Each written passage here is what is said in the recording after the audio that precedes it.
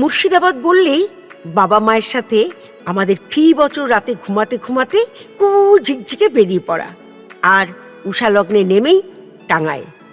মুর্শিদাবাদ উচ্চারণেই নামের উৎসে যাবার আগ্রহে পেয়ে যাই মুকসুদাবাদ। এরপরও তৎসম তদ্ভবে নামের আর নানাবিধ ডিগবাজি খেতে খেতে স্ট্যান্ড স্টিল। জল জলে আখরে দেখি মুর্শিদাবাদ, নবাব মুর্শিদ কুলি খাঁর নামে। তিনিই ছিলেন প্রকৃত প্রতিষ্ঠাতা। মুর্শিদাবাদ ছিল বাংলা, বিহার, উড়িষ্যার রাজধানী, ইতিহাস নগরী।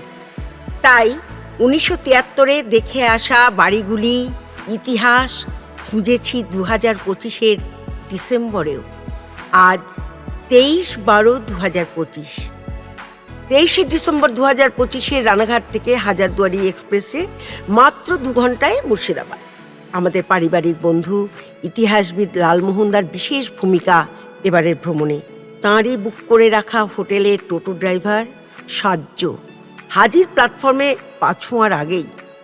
আমাদের এবং আরও একটি পরিবারের জিনিসপত্র নিয়ে ব্রিজ পেরিয়ে মোট টোটোয় তুলেই সোজা হোটেলে। সাজ্য জানালো ও আমাদের নিয়ে ঘোরাতেও আগ্রহী।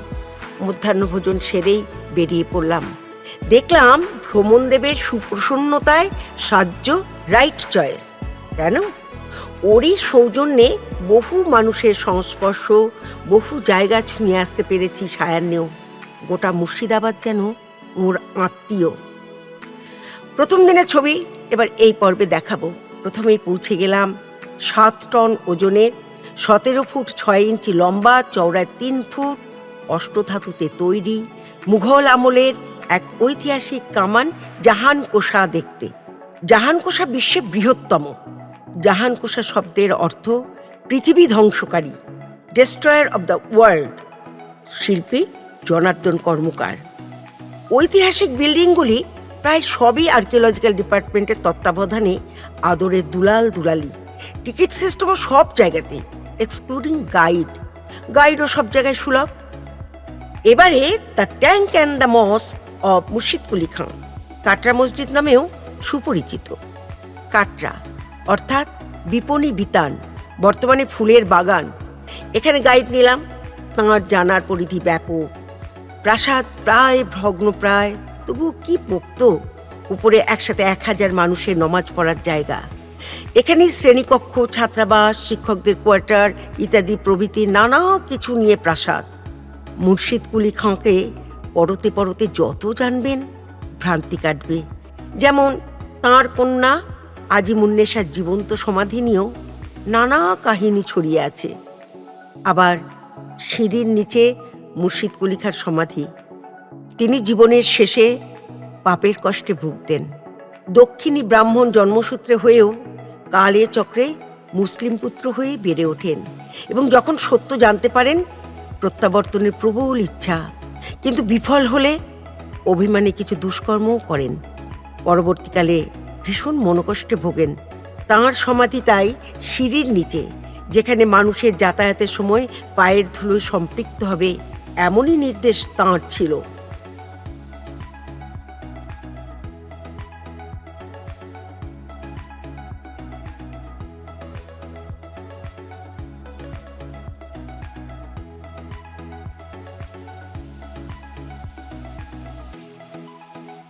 এরপর নানা ক্ষেত পেরিয়ে এলাম 19 শতকের এক ধনাঢ্য জৈন ব্যবসায়ী রাজা প্রতাপ সিং দুগরের ফরাসি ও বাংলা শিল্পের চমৎকার 4 তলার প্রাসাদে ও বাগানে কাঠগোলায়। পাশেই বহমানা ভাগীরথী। নিলাম এক ফাঁকিবাজ গাইডকে। গাইড জানালেন একসময় কাঠগোলা অর্থাৎ কাঠের গুদাম এবং গোলাপ ছিল এখানে। এখন গুদাম নেই, গোলাপ আছে। সন্ধিতে কাঠগোলা।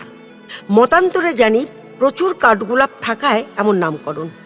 এখন এখানে প্রচুর রেয়ার ভ্যারাইটির এবং বিশাল আকৃতির গোলাপ দেখলাম। প্রতাপ সিং দুগরের বংশধরেরা মাঝে মাঝে আসেন। দেখেছি চমৎকার জলাশয়, জৈনদের আদিনাথ মন্দির, সাজানো বাগানে প্রচুর জাম্বো সাইজের গোলাপ, আর ছোট্ট চিড়িয়াখানায় পেলাম দুর্লভ পাখি, রঙিন মাছ।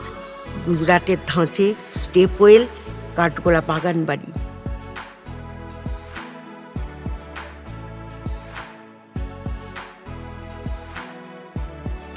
জগৎ শেঠের বাড়িতে এবারে। বাইরে থেকে বোঝা যায় না ভিতরে বিশাল এলাকা জুড়ে কি কি আছে। 20 ফুট নিচে অস্ত্রাগার, 15 ফুট নিচে গুপ্তঘর, নিজের টাঁকশালে সোনা রূপার মুদ্রার সাথে 2.5 টাকার নোট, সোনার উপর দিয়ে দোরাত্তা শাড়ি, ঢাকাই মসলিন, প্রাকৃতিক ফসিল, উল্কা, মিউজিয়াম, আরও কত কি। কিন্তু ভিতরে ক্লিক নিষিদ্ধ। বাইরের ছবিতেও বোঝা যাচ্ছে একবার নিচে সুড়ঙ্গে, একবার মুক্তাকাশে। ক্লান্ত হলেও দেখতেই হবে, নইলে বেরোনোর পথ পাওয়া যাবে না। এরপরে নসিবাবুর রাজবাড়িতে, যার প্রতিটি পিলারে, প্রতি কর্নারে আছে অত্যাচারী রাজা দেবী সিংহের অত্যাচারের চিহ্ন। সাহায্যকেও দেখলাম বেশ অসম্ভ্রমে নাম উচ্চারণ করতে।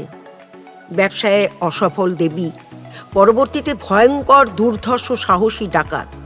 এরপর ইংরেজদের থেকে দায়িত্ব পান রাজস্ব আদায়ে, হয়ে ওঠেন আরও কঠোর, নিষ্ঠুর, হিংস্র এবং অত্যাচারী। রংপুরের মানুষ ডাকত তাকে মহিষাসুর বলে। রাজস্ব অনাদায়ে ফাঁসি হলে ফাঁসি দিতেন। এখনও সেই ঘর, লোহার শিকল বর্তমান। নিঃসন্তান দেবী সিংহের ভ্রাতুষ্পুত্র উদমন্ত সিং রাজা হয়েই প্রচুর জনহিতকর কাজ, মন্দির নির্মাণ, নানা ধর্মীয় অনুষ্ঠান শুরু করেন। বর্তমান বংশধর রাজা রণজয় সিংহ কলকাতা থেকে মাঝে সাঝেই আসেন। যাই হোক, গা ছমছমে রাজবাড়ির দরজা বন্ধ হবার আগে গুটি কয়েক পর্যটক আমরা দেখলাম 6 ফুট 2 ইঞ্চির নর্তকী হীরাবাইয়ের দেবী সিংহের তৈলচিত্র, প্রায় 32 কোটি দেবদেবীর মূর্তি এবং আরও অনেক কিছু। ডাকাতে কালী এখানে দুর্গারূপে পূজিতা হন। ডাকাত দেবীও পুজো দিয়ে বেরোতেন, ডাকাতি সেরেও ফিরে পুজো দিতেন। দেখলাম প্রি ওয়েডিং ফটোগ্রাফিও চলছে। ভাড়া বাবদ 1,500 টাকা দিতে হয়েছে। সারাদিনের ক্লান্তি শেষে দাঁড়ালাম কেকের দোকানে। কেন? আজ রাত 12টার পরেই যিশুর দিদির জন্মদিন। পরদিনই 25শে ডিসেম্বরে যিশুর জন্মদিন। এখন টাটা।